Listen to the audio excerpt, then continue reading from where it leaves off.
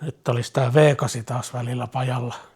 Tässä oli nyt pakkasilla sellaista ongelmaa, että käänsi virtavaimesta, niin naks kuului, mutta startti ei lähtenyt pyörimään, niin mä nyt epäilisin, että se olisi sitten startin solenoidi. Sieltä tuli tänään uusi tällainen uusi valo, niin saadaan mennä tonne alle sitten ihmettelemään. Uudet tuulilasin pyyhkiän sulat, heitetäänpäs ne tonne. Noin odottamaan asennusta. Tää on siis tässä pukkien päällä. Oikeastaan ollut joka yö, kun on ollut vähän pakkasta, niin eihän tää lähde käyntiin. Rodolta tuli taas joku startti. Halloween mitä nyt oli, ei siellä montaa vaihtoehtoa ollutkaan. Mutta ton näköinen joku AS jotain. Joku AS jotain. Kokeillaan, saako sen sinne mitenkään vai alkaako vituttamaan taas. Joo, toi startti on tuossa turboahtimen vieressä ja ton pakoputken takana. Pultit pitäisi lähtee siis täältä laatikon puolelta, eli startissa on kierteet. Oikeastaan nyt kysymysmerkki on vaan, että mahtuuko 8 tosta tonne ylös, mutta pakkohan se mahtua.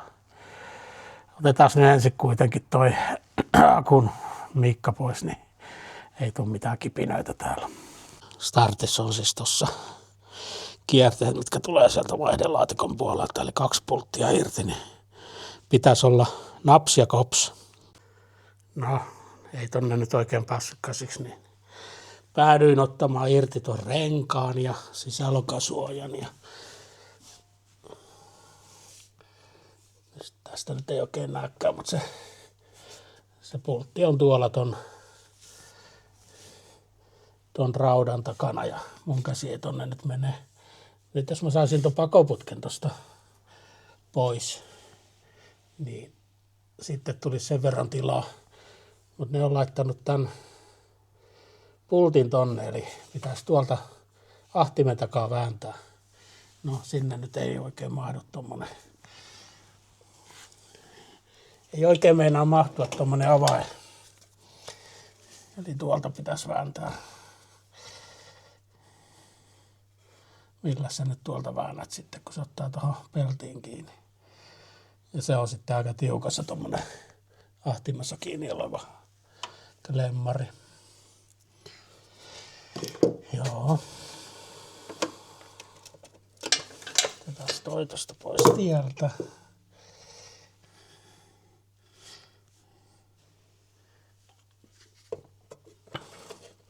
Niin tuolla ton raudan takana. Siis eihän mun käsi tästä, ei se mahdu edes tästä näin tonne.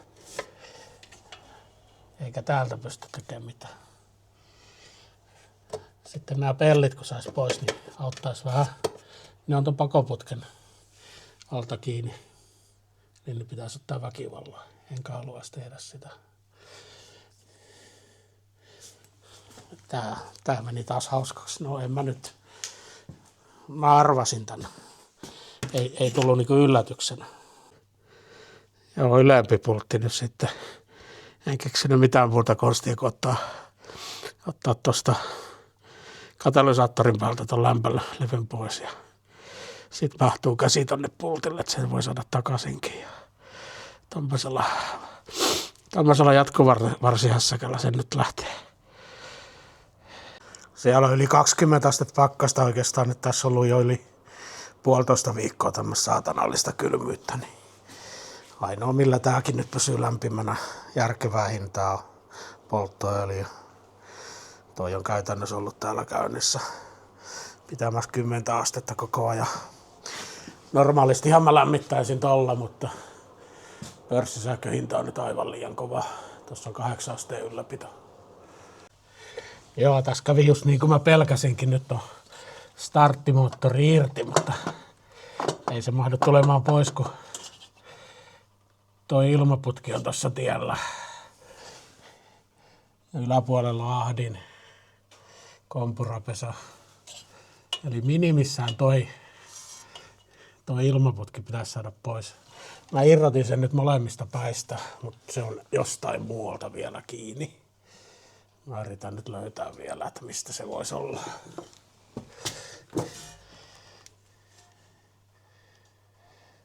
Tää on. Niin ja sitten tää tosiaan tää ahtimen irrotus vaatii ton pultin irrottamisen, jotta saa pakoputken pois. Toi oli tuolla toisella puolella ja se hajoaa luultavasti. Nyt mä en voi jättää tätä tänne pajalle. Tää täytyy saada tänään ajoon. Niin saattaa olla, että lyön tuon startin takaisin paikalleen. Mä vähän tutkin tätä ilmaputkea vielä. No niin, tuolta löytyy tuolta alavesiletkun vierestä yksi pultti, joka pitää tätä ilmaputkea paikallaan. Mulla se nyt ei tietenkään helpota hommaa, että tuossa on toi letkulämmöti edessä. Mut sen sai täältä yläpuolelta aukastua, kun oli tämmönen riittävän pitkä jatkovarsi. Ja joku E12 tai joku semmonen boltti, saattaa olla E10kin. Joo, mä otin ton ilmaputken irti, mutta ei se niinku auta. Ei tää mahdu tulemaan, kun toi ilmaputki ei pääse tosta pois tieltä. Se olisi aika hyvin sieltä nyt jo tulos, mutta pikkusen jää vaille. Ei voi mitään. Se mitä se nyt vaatisi olisi, että toi kone nostettaisiin pikkusen ylemmäksi. Tässä kohtaa mä lyön pillit pussiin ja kasaan sen takaisin, koska se nyt jotenkin toimii lämpimästä. Joskus se on tällaista, että tehdään 5 tuntia töitä eikä saada mitään aikaa.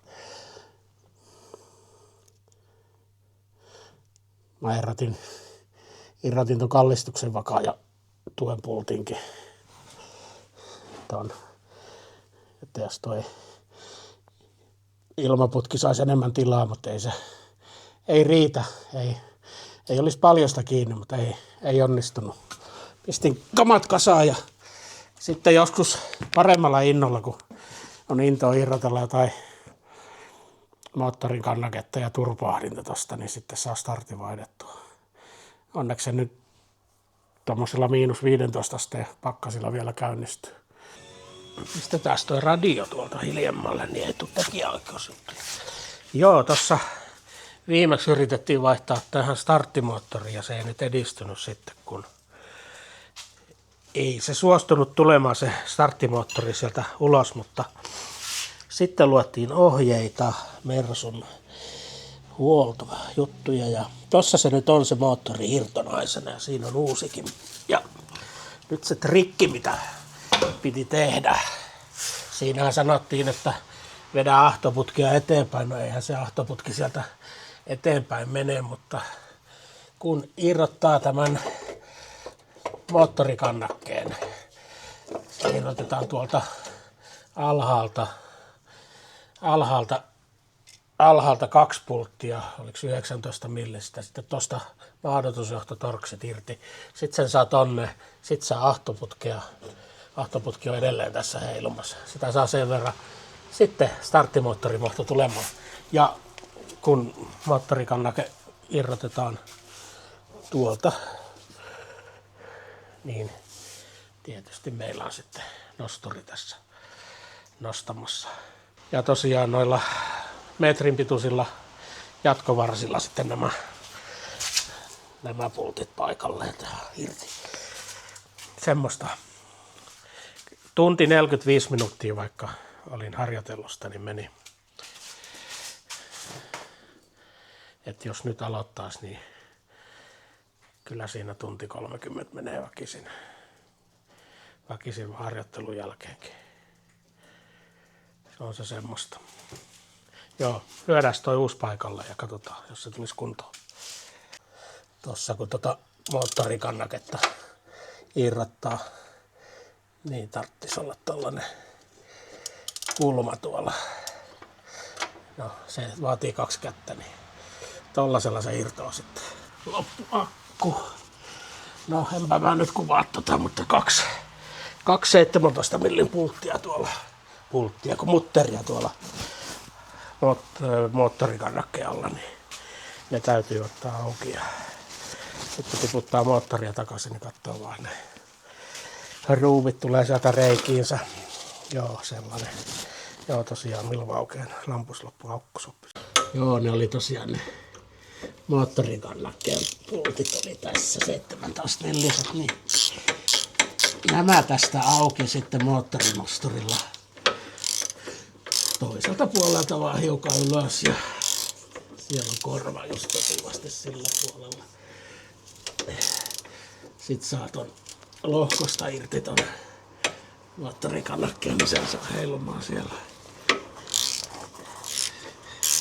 Pidetään nämä kiinni, sitten meillä alkaa olla melko lailla valmista täällä. Muistetaan vaan kiristää tuolta vielä yksi torksi. Olisikohan se tollanen momentti näille. Noin. Siis tuolla jossain. Noin. Katsotaan tätä kokonaiskuvaa vielä täältä kyljestä.